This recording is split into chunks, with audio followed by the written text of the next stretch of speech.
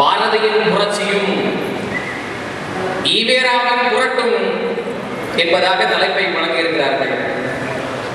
பெயர்களை தவிர்த்துவிட்டு வெறும் புரட்சிகளும் புரட்டுகளும் என்றே தலைப்பை வைத்திருக்கலாம். காரணம், புரட்சிக்கு மறுபெயர் பாரதி, புரட்டுக்கு மறுபெயர் ஈவேரா. ஆமா, மொத்த வாழ்வையும் பிறப்பு முதல் இறப்பு வரை ஒரு புரட்டுக்காரனாக பொய்க்காரனாக போலி பிம்பமாக ஒருவன் வாழ முடியும் என்றால் அது ஈர வெங்காயம் ராமசாமியால் மட்டும்தான் முடியும். அந்த அளவுக்கு புரட்டுக்காரர். ஆனால் பாரதி நாம் அனைவரும் போற்ற வேண்டிய புரட்சிக்காரர். ஏன் பாரதி புரட்சிக்காரன்? ஏன் பாரதி புரட்சிக்காரன்? நம்மை எல்லாம் அடிமைப்படுத்தி ஆண்ட ஆங்கிலேயன் எத்தனையோ சட்டங்களை நமக்கு எதிராக தீட்டினார். ரவுலட் சட்டம், விடுதலை போராட்ட வீரர்களை விசாரணையின்றி கைது செய்யலாம். ரவுலட் சட்டம், கைரேகை சட்டம், நம்ம அனைவருக்கும் தெரியும். கைரேகை சட்டம் மிகப்பெரிய தாக்குதல்களை, வன்முறைகளை நமக்கு எதிராக இருக்கிறார். ஜாலியன் வாலாபாக் படுகொலை, எவ்வளவோ அடக்குமுறை, நமக்கு எதிராக எல்லாத்தையும் தொடுத்த ஆங்கிலேயன் ஆபத்தான மனிதர்கள், டேஞ்சரஸ் பர்சன் அப்படின்னு ஒரு பட்டியலை வைத்திருந்தார். அந்த பட்டியலில் நிறைய நபர்கள் வருகிறார்கள். முக்கியமான 3 நபர்களை நாம் சொல்ல வேண்டும் என்றால், இந்திய தேசிய ராணுவத்தை கட்டமைத்த நேதாஜி சுபாஷ் சந்திர போஸ் அவர்கள். ஏன்? ஆங்கிலேயன் நிறைய ஆயுதங்களை வைத்திருந்தான். அவனுக்கு எதிராக ஆயுத போரை தொடுத்ததால் அவர் டேஞ்சரஸ் பர்சன், ஆபத்தான மனிதன்.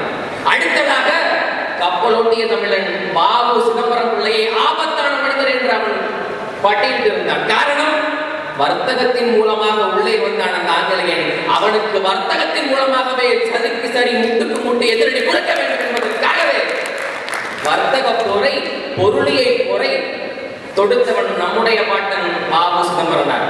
ஒருவன் ராணுவ போர், ஆயுத போர், ஒருவன் பொருளியல் போர், இதற்கு நடுவிலே கருத்தியல் போர் என்று ஒரு சிங்கம் எழுகிறது. அது பாரதி என்ற சிங்கம். அந்த பாரதி ஆபத்தான மனிதர் என்ற ஆங்கிலேயர்களால் பட்டியலிடப்பட்ட ஒருவன். ஏன் அழுத்தி சொல்றேன்? பாரதி ஆங்கிலேயருக்கு பயந்து பாண்டிச்சேரி போனான்னு சில கூமுட்டைகள் சொல்றான்ல. அவன் பயந்து போலடா, அவன் பயந்து போல ஆங்கிலேயனை அச்சுறுத்தி விட்டு பாரதி பாண்டிச்சேரி அச்சுறுத்தி சென்றான். அதனால் தான் அவன் புரட்சிக்காரன். அவன் ஆபத்தான மனிதன். ஆனால் ஆங்கிலேய காலத்தில் ஆங்கிலேய அரசுக்கு ஆபத்தாக வாழ்ந்த பாரதி புரட்சிக்காரன். ஏன் ஈவேரா புரட்டுக்காரன்? எங்களுக்கு விடுதலை தர வேண்டாம். அப்படியே விடுதலை தந்தாலும் மெட்ராஸ் மாகாணத்திற்கு யாரும் விடுதலை தர வேண்டாம். மெட்ராஸ் மாகாணத்தை இங்கிலாந்து ராணியை ஆளட்டும் என்று பேசியவர் ஈவேரா. அதனால் அவன் புரட்டுக்காரன். ஈவேராவை பெரியார் என்று போற்றுவதற்கு எப்படி மனசு வருது? உங்களுக்கு எப்படி மனசு வருது? இந்த திராவிடர்களுக்கு இதே வேலை தான். யாருக்கு என்ன பேர் கொடுக்கலாம், எதுக்கு எந்த பேர் வைக்கலாம்னு தெரியாது. வீரன்னு சாராயத்துக்கு பேர் வைப்பாங்க. அதேதான் இந்த ஈர வெங்காய ராமசாமிக்கு பெரியார் பெரிய பெரிய புத்தி. பெரியார் பேர் என்னடா பெரியார்? என்ன பெரியார்? என்னதான் பெரியார்? என்ன தப்பு செஞ்சுக்கிட்டாரு? அதாவது இந்த மயிலருக்கு யாரும் சொல்லுவாங்க, எல்லாரும் மயிலருக்கு என்னன்னா, அது தோகையை விரிச்சு ஆடும்போது நமக்கு எவ்வளவு அழகான மயில் இருக்கு அப்படின்னு தெரியும். ஆமா, அது நம்ம பார்வைக்கு மயில் இருக்கு. ஆனா மயிலுக்கு அது வெறும் மயில் தான். தெரியுதா? உனக்கு வேணா அவன் பெரியார், எனக்கு அவன் வெறும் மயிலா. மயிலுக்கு சமம். சீமானின் பிள்ளைகள் நாங்கள் சொல்கிறோம், பெரியார் எங்களுக்கு மயிலுக்கு சமம். ஏன்? எங்கள் தமிழர் விடுதலையை வெறுத்தார், எங்கள் தமிழ் மொழியை வெறுத்தார். ஆதலால் அந்த பெரியார், அந்த ஈவேராவை பெரியார் என்று சொல்வதற்கு என் தன்மானம் என்னை தடுக்கிறது. எதுக்கு நாங்க சொல்றோம்? ஒருவன் சொல்லிய வண்ணம் செயல் என்று வாழ வேண்டும். வார்த்தைக்கும் வாழ்க்கைக்கும் தொடர்பு இருக்க வேண்டும். வார்த்தைக்கும் வாழ்க்கைக்கும் இடைவெளி. நேர்மையை பற்றி பேச வேண்டும் என்றால் நேர்மையாளனாக இருக்க வேண்டும். ஆனால் ஈவேரா புரட்டுக்காரன். ஏன்? சொல்லுக்கும் செயலுக்கும் உள்ள இடைவெளி. அதனால் புரட்டுக்காரன். என்ன ரிக்ஷாக்காரன் கஷ்டத்தெல்லாம் சொல்றான், அதை கேட்டு தான் கிட்ட இருந்த அத்தனை காசுகளையும் ரிக்ஷாக்காரன் கொடுத்துட்டு வந்துடுறாரு. யாரு? நம்முடைய பாட்டன் பாரதி. அவன் வள்ளல், அவன் புரட்சிக்காரன். ஆனால் கட்சி பணத்தை கையாடல் செய்த ஈவேராவை போற்றுது இந்த உலகம். நான் சொல்லல, ஈரோட்டு பண்டார சந்ததிகள் அப்படி சந்ததிகள் அப்படின்னு கியாபை விஸ்வநாதம் அவர்கள் ஒரு கட்டுரை எழுதுறார். பெரியார் மணியம்மை திருமணத்திற்கு பிறகு கியாபை விஸ்வநாதம் அவர்கள் ஒரு கட்டுரை எழுதுறார். அந்த கட்டுரையில் அவர் குறிப்பிடுவது நீதி கட்சியை திராவிட கழகத்தால் மாற்றியதெல்லாம் இருக்கட்டும், அதற்கு சொந்தமான பிரஸ், மிஷின், விடுதலை என்கிற நாளிதழ், அச்சகம் அத்தனையும் தன் மனைவி பெயருக்கு மாற்றியவர் இந்த ஈவேரா அப்படின்னு சொல்றாரு. கட்சி பணத்தை கட்சி நிதி என்று ஒன்று இருக்கிறது, அதில் வசூலும் நடக்கிறது. ஆனால் எந்த விதமான கணக்கு வழக்குகளும் இதுவரை பெரியாரால் காட்டப்படவில்லை அப்படின்னு யார் நான் சொல்லல, ஐயா கியாபை விஸ்வநாதம் அவர்கள் சொல்கிறார். புரட்டுக்காரன் முற்றிலும் இவங்க பரப்புவாங்க. பெரியார் அப்படிங்கிற ஒரு போலி பிம்பத்தை கட்டமைக்க இவர்கள் என்ன பரப்புவார்கள் தெரியுமா? பெரியார் சொல்லியிருக்கிறார். என்னது யார் சொல்லியிருந்தாலும் எங்கு படித்தாலும் ஏன் நானே சொல்லியிருந்தாலும் உன் புத்திக்கும் பொது அறிவுக்கும் பொருந்தாத எதையும் நீங்கள் நம்ப வேண்டாம். இது பெரியார் சொன்னதே இல்லடா, ஒரு ஆங்கில அறிக்கை சொன்னது, வேற எவனோ சொன்னது. அதை மொழிபெயர்த்த டிரான்ஸ்லேட்டர் வேணா பெரியார் சொல்லிக்கலாம். அதை யாரும் மொழிபெயர்த்து தெரியல. எங்கு வழுக்கியது, எங்கு விழுந்தோம் என்று பார்க்காது, எங்கு வழுக்கியது என்று பார். இது ஆங்கில அறிஞர் சாமுவேல் ஜான்சன் சொல்றது. அதெல்லாம் பரவாயில்ல. ஒரு நாள் ஞாயிற்றுக்கிழமை காலையில நான் படுத்து கிடக்கிறேன். ஒரு சத்தம் கேட்குது. என்னன்னா, நீ உன்னிடம் பிறர் எப்படி நடந்து கொள்ள வேண்டும் என்று நீ எதிர்பார்க்கிறாயோ அப்படி முதலில் நீ பிறரிடம் நடந்து கொள்வதுதான் ஒழுக்கமாகும் அப்படின்னு இது பெரியார் சொன்னாங்க. நான் யோசிக்கிறேன், என்னடா பெரியார் சொன்னது எங்கேயோ மைக்கில் கேட்குது, பின்னாடியே வருது. லூக்கா அதிகாரம் 6 வசனம் 31. அது பைபிள்ல போட்டிருக்குது. என்னடா உருட்டுக்கும் திருட்டுக்கும் ஒரு இல்லாம போச்சு. எப்படி உங்களால சகிச்சுக்க முடியுது? அத்தனை இத்தனை நான் சாஃப்ட்வேர் இன்ஜினியர், மென்பொருள் பொறியாளர், இவ்வளவு டெக்னாலஜி, இவ்வளவு தொழில்நுட்பங்கள் எல்லாம் ஒரு தட்டச்சு கைரேகை கைக்குள்ள அடங்கிய பிறகு எப்படி முரண்பாடான இந்த தலைவரை, முரண்பாடான அந்த ஈவே ராமசாமியை பெரியார் என்று எப்படி உங்களால் நம்ப முடிகிறது?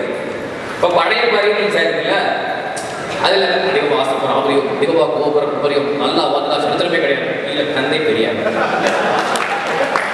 எப்படி சிரிப்பு வருதுல, அப்படித்தான் எங்களுக்கு சிரிப்பு வருது. வெளிநாட்டு அறிக்கை விட்டு போனது அதெல்லாம் என் வழி தனி வழி. தந்தை பெரியார் பெரியார் என்ன எழுதி வச்சுட்டு போனாரு? எதை வேணா எழுதிக்கோ, கீழே என் பேரை போட்டுக்கோ, அதான் எழுதி வச்சுருப்பாங்க. அதுதான் எழுதி வச்சுக்கிற வாய்ப்பு. என்னங்களா உங்க நியாயம், என்னங்களா உங்க நியாயம் புரியல. சாதியை எதிர்த்தார் பெரியார்.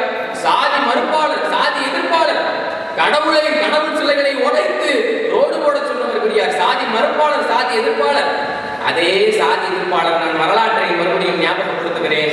என் அன்புடன் பிறந்தார்களே, பிராமணர்களை எதிர்த்த பெரியார். ஏன் பிராமணர்களை எதிர்த்தால்? பிராமணர்களை எதிர்ப்பதற்கு கடவுள் மறுப்பு என்ற ஒன்று போதும் என்று கருதினார்.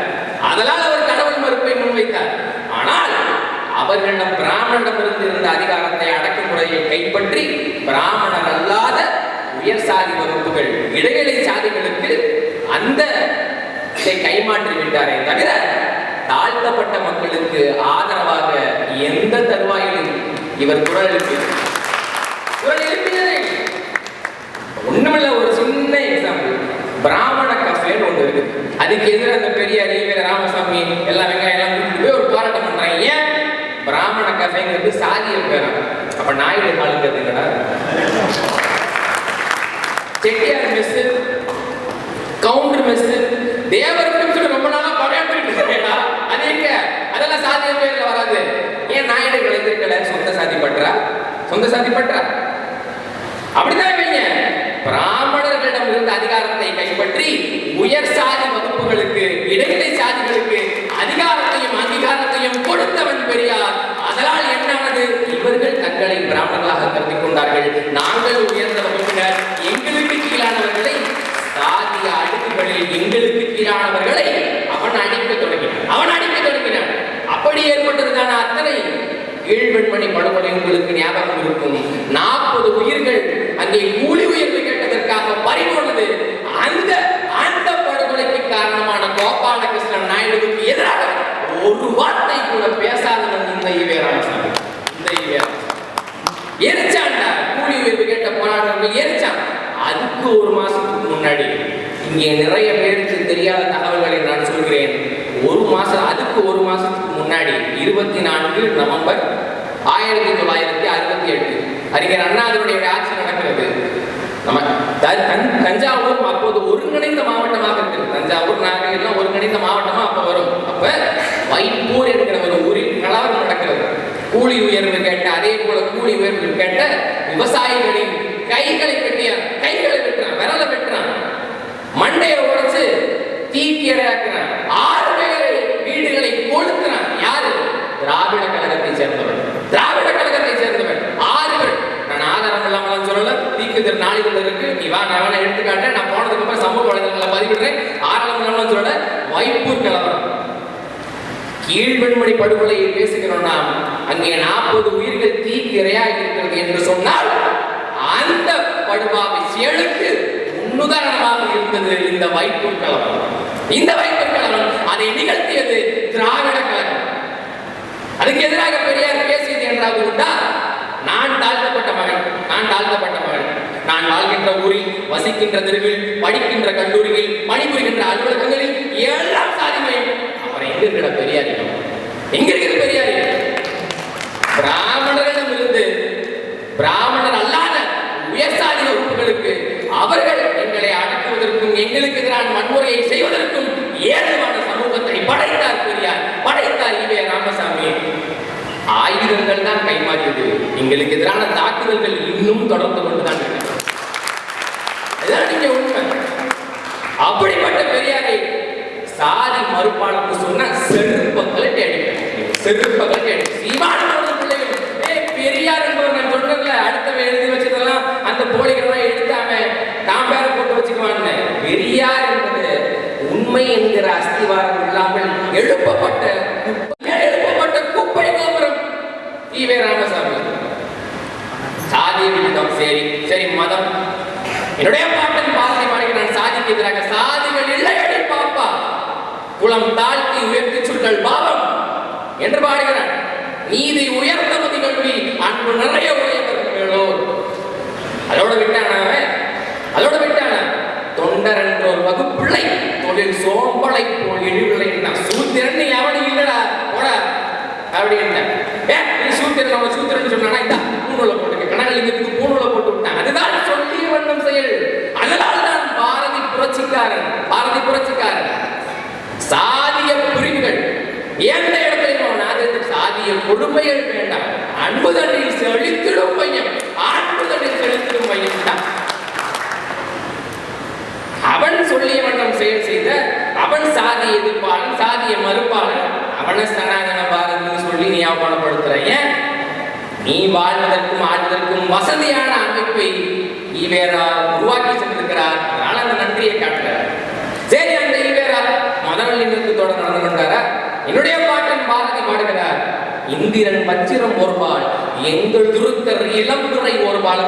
இந்துக்களும் இஸ்லாமியர்களும் ஒரு தாய் வைத்து பிள்ளைகள், பாடியவன் எமது பாட்டன் பாரதி. அவன் பாடிய அல்லா பாட்டு நமக்கு அனைவருக்கும் தெரியும். அல்லா பாட்டு அவன் எழுதுகிறான், இந்தியர்கள் இந்துக்கள் இஸ்லாமியர்கள் எல்லாம் ஒரு தாய் பிள்ளைகள் போல ஒன்றாக வாழ வேண்டும், நமக்குள்ள பிரிவினை கூடாது என்று எழுதுகிறான் பாரதி. ஏன்? ஒருங்கிணைந்த இந்தியா இருக்கும் போதே இந்த பிரிவினையால் ஒரு நாடு துண்டாடப்படும், பிளவுவாதம் வந்து ஒரு நாடு துண்டாடப்படும் என்கின்ற அந்த உள்ளுணர்வு அவனை பேச வைத்து அவன் புரட்சியவாதி. ஆனா இங்க ஈவே ராமசாமி என்ன சொன்னாரு? இஸ்லாமியர்களுக்கு இங்க என்ன வேலை? நீங்கள் ஆப்கானிஸ்தான் சொல்லுங்கள் அல்லது பாகிஸ்தானுக்கு சொல்லுங்கள், இங்க என்ன வேலை? பார்ப்பன பூணூல் போட்டுக்கிட்டு தன்னை உயர்வானவன், அதே போல இஸ்லாமியனுக்கு உள்ளா போட்டுக்கிட்டு தன்னை உயர்வானவன், இவன் வீட்டு பிள்ளைகளை என்னமோ ராயல் வீட்டு பிள்ளைகளை போல உரமாட்டி வச்சுக்கிறான் அப்படின்னு சொன்னது பெரிய RSS காரங்க இல்ல, சொன்னது பெரிய எங்களை RSS காரங்க. நாங்க RSS, எங்க அப்பா RSS இருந்தார், RSS காரங்க. RSS குழந்தை சொல்றது எனக்கு தெரியும்ல, ஒரு அரமெண்டல் குழந்தை. என்ன RSS குழந்தை? அங்க ஒருத்தர் இருக்கிறாரு, நம்மாலே கூட்டணி கட்சியினுடைய எம்எல்ஏ ஐயா ஆளு சன்னவாஸ் அவர்கள். அவரு பக்கத்தில் RSS மேடையில் சீமானி அறிவிட்டார். RSS இன்னொருத்தலமாக நாம் கட்சி மாறிவிட்டது, நீங்கள் இசை முரசை ஞாபகம் படுத்தி நினைவு கூற வேண்டும். எதற்காக? மாநில சுயாட்சிக்காக இசை முரசை நினைவு கூற வேண்டும், மாநில தன்னாட்சிக்காக நினைவு கூற வேண்டும், சாதிய ஒடுக்குமுறைக்கு எதிராக இசை முரசை நினைவு கூற வேண்டும். நான் ஒரு விஷயத்தை உங்களுக்கு ஞாபகப்படுத்துவேன். போன வருஷம் இதே மாதிரி டிசம்பர் மாசத்துல நான் ஒரு பேச்சு பேசுறேன், என் மாவட்டத்துல நான் ஒரு பேச்சு பேசுறேன். இசை முரசு நாகமணிக்காவுக்கு திமுக ஒண்ணு செய்யலை அப்படின்னு விளாவரியா பேசுறேன்.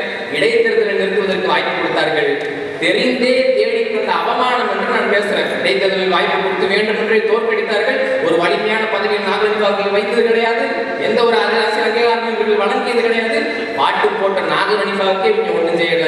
அந்த பாட்டை கேட்டு ஓட்டு போட்ட உனக்கு என்னடா செஞ்சுருவானுங்க அப்படின்னு நான் பாக்குறேன். நான் அந்த இடத்துல பேசுறேன். அந்த வீடியோ கொஞ்சம் கவனம் பெற்றுச்சு, கொஞ்சம் பல பேருக்கு போய் சேர்ந்துருச்சு. அப்படி சேர்ந்ததுக்கு அப்புறம் அப்ப எங்க அப்பாவே என் வீடியோ அப்பதான் முதல்ல பார்த்தாரு.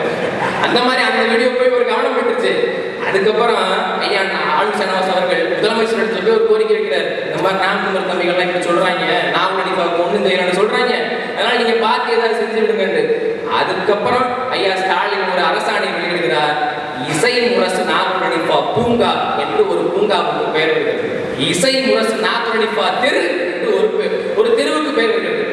நீ ஏன் சொல்ற RSS ஏறிய சீமான் இப்படி பண்ணிட்டாரு அப்படி பண்ணிட்டாரு. இசை முரசு உனக்கு இசை முரசு நாகமணிப்பா யார் என்று ஞாபகப்படுத்தியதை சீமான் மகன் நான்.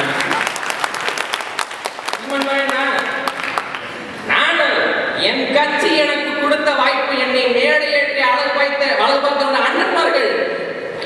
நாங்கள் பேசுகின்ற பேச்சுக்கு அதிகார வர்க்கத்தினர் செவி சாய்த்தார்கள் என்றால் அப்படி ஒரு வலிமையான ராணுவ படையை என்னுடைய தகவல் உருவாக்கி எங்களுக்கு இசை முரசு நாகமணிப்பாவை ஞாபகப்படுத்தியது நாங்க. எங்களுக்கு நீங்க இசை முரசு நாகமணிப்பாவை ஞாபகப்படுத்த வேண்டிய எந்த அவசியமும் இல்லை. பெரியார் என்பவர் முழுக்க முழுக்க புரட்டுக்காரன். நிறைய நேரம் எடுத்துட்டு நினைக்கிறேன். பெரியார் முழுக்க முழுக்க புரட்டுக்காரன், பாரதி முழுக்க முழுக்க புரட்சிக்காரன். அவ்வளவுதான். இதிலே முடிச்சிடலாம். இது வெறும் பார்ட் ஒண்ணுதான். இதுக்கப்புறம் மறுபடியும் வாய்ப்புகள் கிடைக்கும். சத்தம் இல்லாமல் சம்பவம் செய்கின்ற எல்லா வாய்ப்புகளும் நாம் தமிழ் கட்சிகள் எங்களுக்கு இருக்குது. ஏன் 100 வேட்பாளர்கள் களத்தில் இருக்கிறோம். இளைஞர் பிரச்சனை சேர்ந்த இளைஞர்கள் 100 வேட்பாளருக்கு மேலாக நாங்கள் களத்தில் நிற்கிறோம். நான் பேசுற பட்டி தொட்டி கிராமம் இதெல்லாம் இதெல்லாம் நான் என்ன பேசுறேன்னு கேட்டு எதிர்வினை ஆற்றுறது கூட உனக்கு வாய்ப்பு இல்லை. ஏன்னா அப்படிப்பட்ட பட்டி தொட்டிலாம் போய் நாங்கள் பேசிக்கிட்டு இருக்கிறோம். ஆனால் அதனால் என்னுடன் பிறந்தார்களே, பெரியார் ஈவே ராமசாமி என்று சொல்வதை இனி நான் நிறுத்த வேண்டும். ஈவேரா ஈரவெங்காய ராமசாமி, அவ்வளவுதான் என்று சொல்லி என் வார்த்தையை நிறைவு செய்கிறேன். நன்றி. நாம் தமிழர்.